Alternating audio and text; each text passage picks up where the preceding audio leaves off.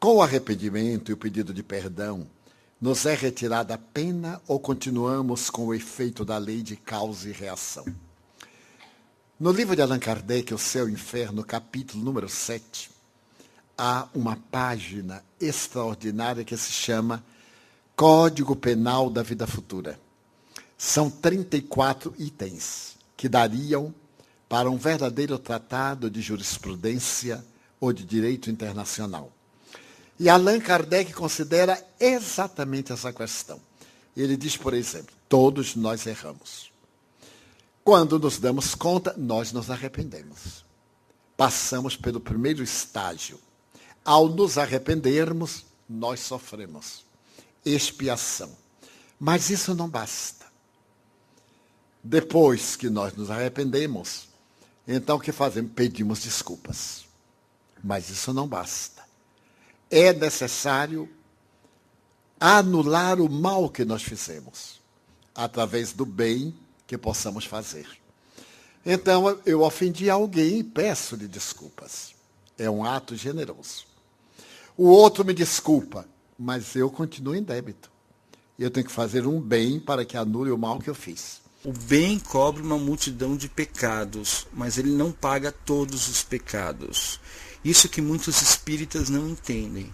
Eles acham que você pode pagar todos os karmas com bem. Não é verdade. É só uma multidão, não é todos. Primeiro, aqueles a quem você injustiçou exigem justiça. Segundo, seria fácil para um Hitler dizer assim, tá bom, então já que é assim, eu vou matar 500 mil e depois eu salvo 1 milhão com, sei lá, com alguma prática caridosa. Não é assim. Eu vou ao banco e peço um empréstimo. Então, na hora de pagar, eu não posso. Eu digo, gerente, tenha paciência, me desculpe. Ele desculpa, mas eu continuo devendo. E eu só me reabilito quando cessar o meu débito. Então, o que posso fazer? Eu digo ao gerente, eu devo $1.000. Você empresta-me 3.000, eu resgato os 1.000 que devia, fico com 2.000 que eu vou investir e pagarei os 3.000 oportunamente. Se ele for um gerente hábil, ele concorda, porque dá uma outra oportunidade. Então eu faço mal, arrependo-me, procuro reabilitar-me. Se o outro me perdoar, ótimo para ele. Eu continuo devendo. Se não me perdoar, pior para ele, que passa a ser devedor. Porque é da lei. Nós temos o dever de perdoar o nosso próximo. Mas nós temos a obrigação de nos reabilitarmos perante o nosso próximo. Porque eu desencaminho uma pessoa. Vamos colocar isso em termos muito práticos. O homem seduz uma jovem e atira na prostituição. Ele se arrepende, mas ela continua prostituta. Todos os danos que lhe advenham, ele tem responsabilidade. Então, o que ele vai fazer? Tentar reabilitá-la. Mas ela já se acostumou, não quer. Agora o problema é dela. Ele, então, vai fazer o bem a outras pessoas para anular esse mal que fez. Então, em toda ação, é uma contabilidade. Deve haver. Devo, coloco, regularizo. É uma lei, portanto, extraordinária, porque nos dá dignidade. Mas eu quero ter o prazer do orgasmo. Eu tenho que ter a coabitação. Posso e devo ter. Mas a forma que eu usar a outra pessoa, eu gero karma. Se eu uso a pessoa com meu egoísmo e abandono, o que lhe acontecer a partir de agora, eu sou o responsável. Não é apenas usar e dar uma de que não tem nenhuma responsabilidade. Nós somos responsáveis pelos atos, dos efeitos que produzem. Então, antes de agir, pensar, para evitar comprometimentos. Evoluímos nas 2 dimensões da vida. Necessariamente temos que saldar os débitos terrenos, enquanto encarnados. Também encarnados podemos saldá-los no plano espiritual? Não. Nosso resgate é na Terra. Porque foi aqui que nós cometemos os delitos. No mundo espiritual nós formulamos planos, adquirimos recursos, mas temos que reencarnar para passar pela experiência de laboratório. Porque senão ficaria muito cômodo. Nós cometemos o crime aqui, desencarnamos e fora da matéria, em outras condições, nos liberávamos. Daí aquilo que nós praticamos no corpo físico nós resgatamos. Não há sofrimentos sem causas justas.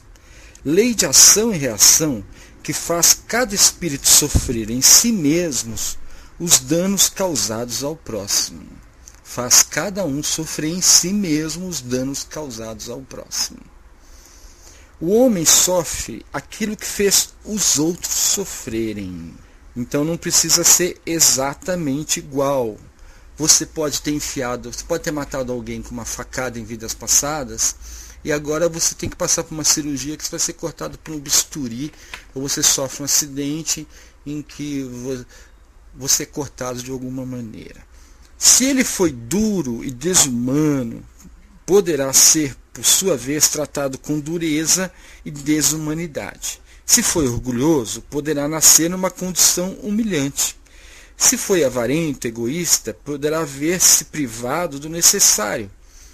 Se foi mau filho, poderá sofrer com os próprios filhos, e assim por diante, o Evangelho segundo o Espiritismo. Isso aqui é relativo ao que você faz na vida pelo próximo. Se você faz o bem, né, o bem volta para você, e o bem cobre uma multidão de pecados, mas ele não paga todos os pecados.